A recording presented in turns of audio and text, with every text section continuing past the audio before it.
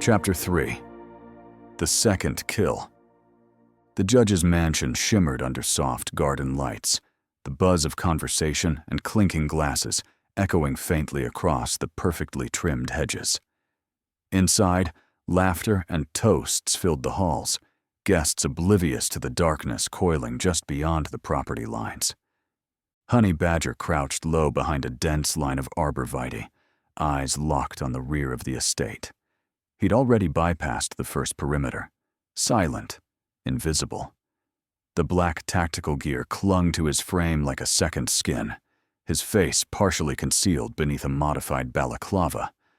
A small drone hovered in his palm, its lenses blinking green as it uploaded a live feed to the tablet strapped to his forearm.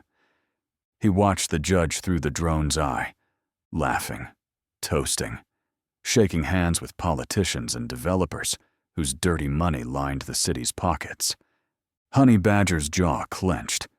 He tapped the tablet, and the drone glided off, sweeping toward the front entrance to map the security rotation.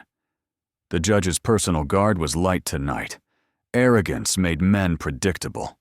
Men like Judge Wexler, untouchable for years, didn't fear consequences, not until they were staring down the barrel of a reckoning. A soft chime in his earpiece pulled him back to the present. Bobcat. You're clear. Rear terrace. 2 minutes before the next patrol loop. Honey Badger moved like smoke, gliding across the lawn, ducking beneath a decorative lattice. Every step was rehearsed, every angle memorized. The code to the back door keypad? 1982, Judge Harold Wexler's birth year. Inside, the opulence dripped from every corner. Crystal chandeliers, gold fixtures, rare art lining the walls. He ignored it all, heading straight to the study. The judge always ended his evenings there, even during events, half ego, half paranoia. Surveillance showed Wexler making a brief exit around 9 p.m. every time, slipping away from the party to check his vault, his safe, his secrets. Tonight would be no different. Honey Badger entered the study silently, taking position in the shadows behind the antique bookcase. The lights were dimmed low, the scent of old paper and whiskey clinging to the air. He waited. At exactly 9:03 p.m., the door opened. Wexler stepped inside, still chuckling to himself. He poured a drink from the decanter by the fireplace and moved toward the portrait above the mantel. With a soft click, it swung open, revealing a biometric scanner. He leaned in. Eyes scanned. A soft beep. Honey Badger moved fast. One hand covered the judge's mouth. The other drove a needle into his neck. Wexler's eyes bulged as the tranquilizer worked instantly, paralyzing, but keeping him conscious. He crumpled backward, hitting the leather chair behind him. Honey Badger pulled him upright, binding his wrists and ankles with smooth efficiency. The judge could only stare, panicked. Honey Badger crouched in front of him. I know what you did, he whispered. And more importantly, I know who you buried for it. He reached into a pouch and removed a small voice recorder, pressing play.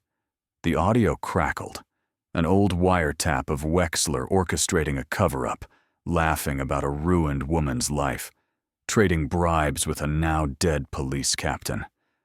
The judge trembled. I'm not here for revenge, Honey Badger said calmly. I'm here for justice. He reached into another pouch and pulled out a flash drive. This goes to every major news outlet by morning. Your name, your crimes, your legacy.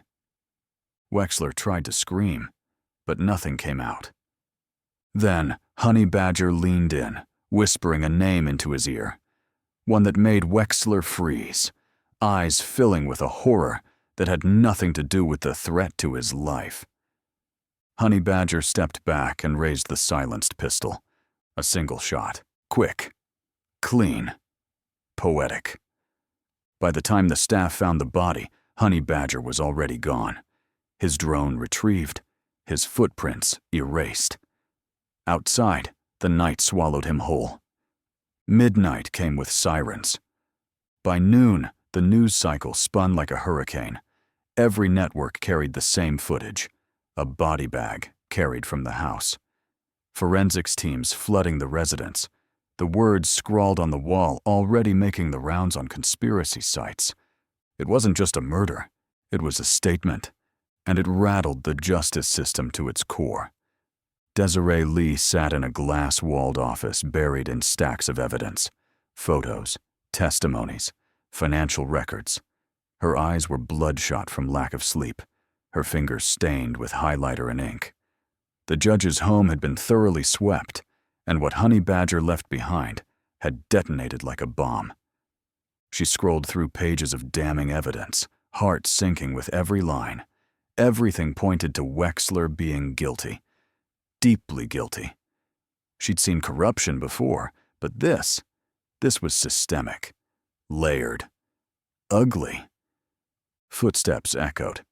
She didn't even look up when the door opened. Special Agent Hutton strode in, jaw tight, eyes scanning the chaos on her desk. "Tell me you've got something." Desiree exhaled.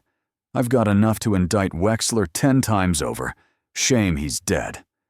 "I don't care about Wexler. I want the bastard who killed him."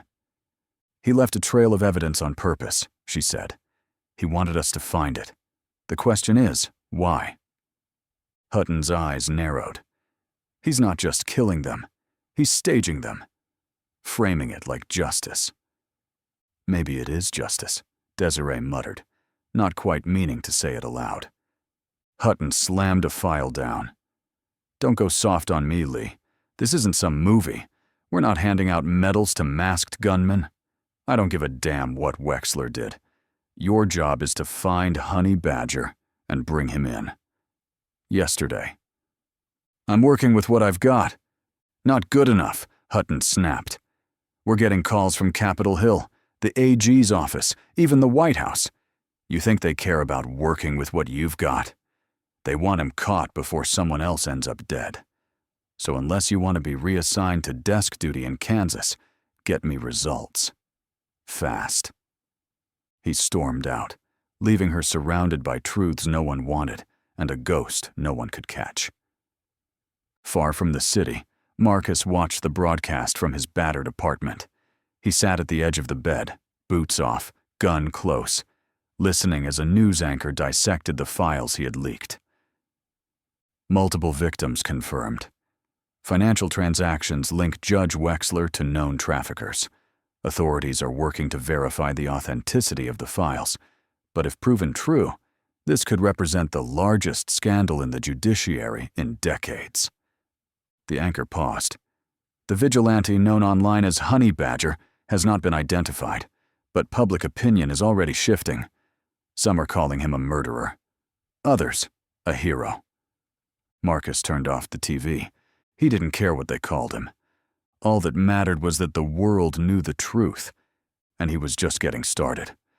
Thanks for watching this week's episode of Codename Honey Badger. We appreciate your support and hope you enjoyed the ride.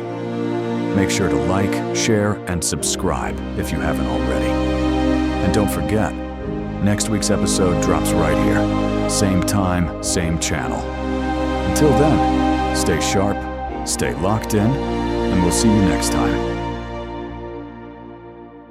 This is just the beginning.